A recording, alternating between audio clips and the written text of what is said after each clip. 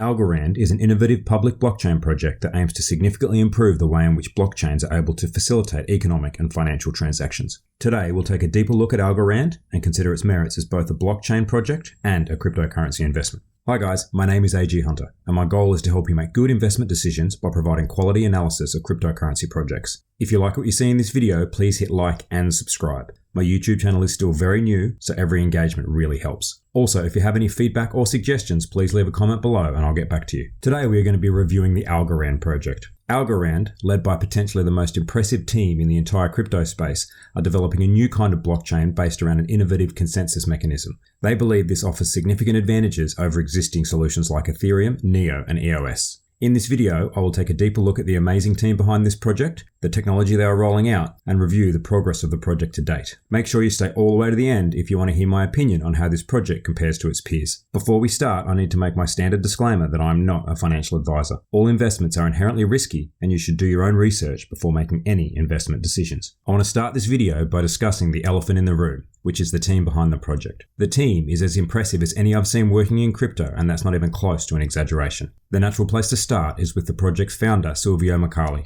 Micali is a professor of computer science at MIT with an academic focus on public key cryptography and secure protocols. He has won both the Gödel Prize and the Turing Award for his research, with the Turing Award being described as the Nobel Prize for computer science. He received this award in recognition of his work developing zero-knowledge proofs. If you follow Ethereum, you will have heard of the terms ZK proofs and ZK rollups. Projects like Loopring are using these technologies to help scale Ethereum. The ZK in ZK rollup stands for zero knowledge. Well, Silvio Micali is the guy who developed the theory that all this innovation is based upon. When you read his research bio, it's like a dot point list of all the key areas involved in blockchain innovation. It's hard to imagine a more impressive founder for a blockchain startup. Standing behind the theoretical knowledge that Silvio brings to the team is a very impressive CEO, Steve Kokonos. Steve has a long history of commercializing startups, with one previous project worth almost $1 billion and several other smaller successes. Aside from the accomplishments of the individuals themselves, one of the strengths of the Algorand team is that the academic credentials of the research team are complemented by equally experienced and impressive entrepreneurs and business managers. The next individual worthy of note is Professor Paul Milgram of Stanford, who serves as an advisor to the project. In addition to being a professor of economics at one of the world's most prestigious universities, Paul was also the recipient of the Nobel Prize for Economics in 2020.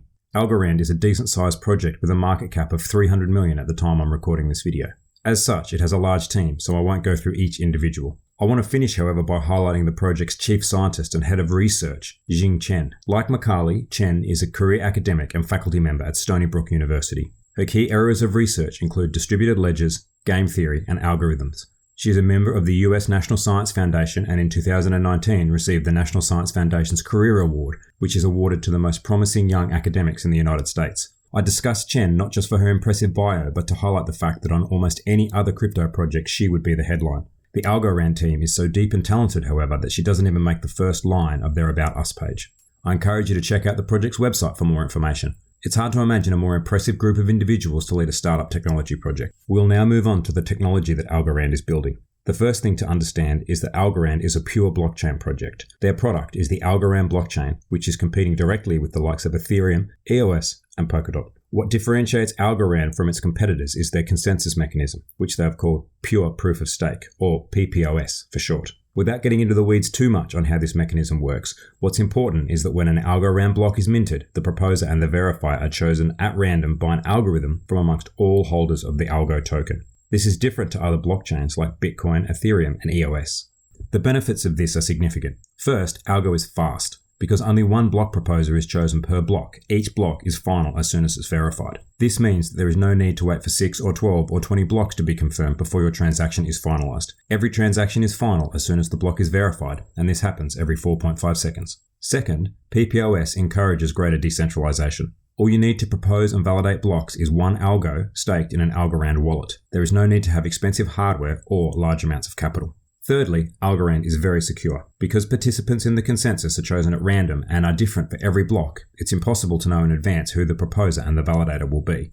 This makes it almost impossible to corrupt the system. The protocol itself is constructed in several layers known as Layer 1 and Layer 2. Conceptually, it is similar to the way in which Ethereum scaling solutions are being implemented. The Layer 1 blockchain will process all simple transactions. There is a long list on the project's website of what the team considers to be a simple transaction. But if you think of things like trades, transfers, and payments, then you are close to the mark. These transactions happen on-chain, i.e. in Layer 1. More complex transactions are intended to be completed off-chain in a Layer 2 environment. The Layer 2 environment is connected to the main Layer 1 chain via a process that incorporates zero-knowledge proofs to prove validity. So simple transactions are conducted on-chain, and more complex transactions are conducted off-chain, where they will not slow the network speed. I've deliberately moved through this section quite quickly so as not to get bogged down in technical details. What's important to take from this is that Algorand is attempting to scale its product in a way very similar to that adopted by the Ethereum community, and that by having this two-layer approach, you significantly increase the scalability and the speed of the blockchain. If you want to learn more about these concepts, you should check out my video on Ethereum scaling and ZK rollups, which you can see linked on the screen.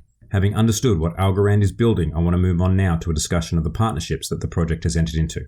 The team has been active in this area, and there are literally too many to list, so I will just highlight some key ones.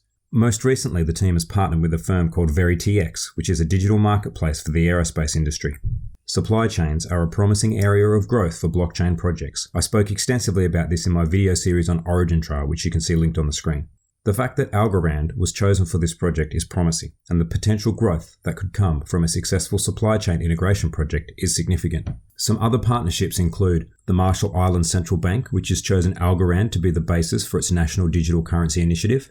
Archax, which is an FCA-regulated financial exchange. Archax has chosen Algorand to help them roll out their range of digital financial instruments. Both USDC and USDT are integrated with Algorand. Attestive Media is using Algorand to develop a system for digitally verifying the authenticity of digital media. PlanetWatch, a French startup, is using Algorand to facilitate air quality monitoring.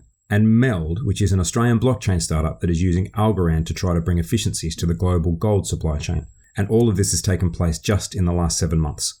I'll conclude with a discussion of the strengths and weaknesses of the Algorand project as I see them. Starting with weaknesses, the primary weakness of this project as an investment is that on many levels it is just another blockchain. There are so many different blockchain solutions out there that it's impossible to know which ones will be successful. Will any of them overtake Ethereum? Is there room for more than one Ethereum type chain? If there is room for more than one, how many do we need? Only time will answer these questions, so trying to decide whether this project is any more likely to succeed than its competitors like EOS, Neo or Polkadot is very difficult. Algorand does seem to have some distinct features in its favour, however. The PPOS mechanism does encourage greater decentralization. It is fast, and single block finality seems like it should be a big deal. The history of technological innovation shows again and again, however, that the best technology is not always the most widely adopted. In addition to PPOS, the project has one other massive advantage, which is the caliber of its team. I genuinely don't think there is a better qualified team out there. You could certainly counter this point by saying that a lot of brilliant academics make terrible entrepreneurs, and a big IQ doesn't mean you know how to run a business. In the case of Algorand, however, the academic talent is backed up by a team of experienced business executives, so you get the best of both worlds. You have both the academic talent focused on developing the underlying technology, while the business team focuses on strategies to bring their products to market. The presence of several prominent academics has some other advantages aside from simply the intellectual firepower that they bring. People who have achieved the level of success that Silvio Micali and Paul Milgram have achieved move in different worlds to the rest of us. They have a huge range of choices as to how they spend their time. As such, they can be very selective as to which projects they lend their time and talents to.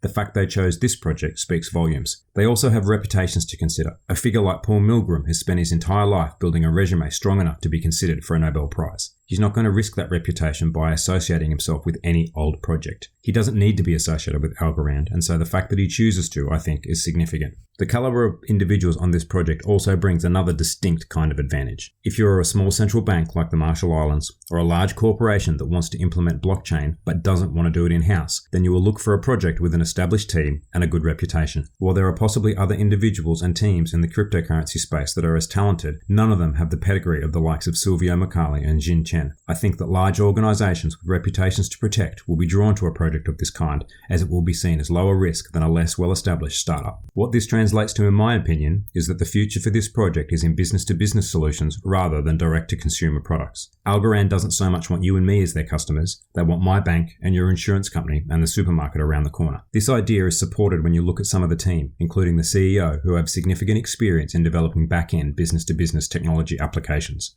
Algorand doesn't have to compete with Ethereum if it's able to gain enough business clients who want to use its technology. While none of the above guarantees success for Algorand, I think it's certainly a project that's worth following. So you've watched all the way to the end, which means you must have liked what you've been seeing. If you do, please hit like and subscribe. Also, if you have any feedback or suggestions, please leave them in the comments below and I'll get back to you. Thanks for watching.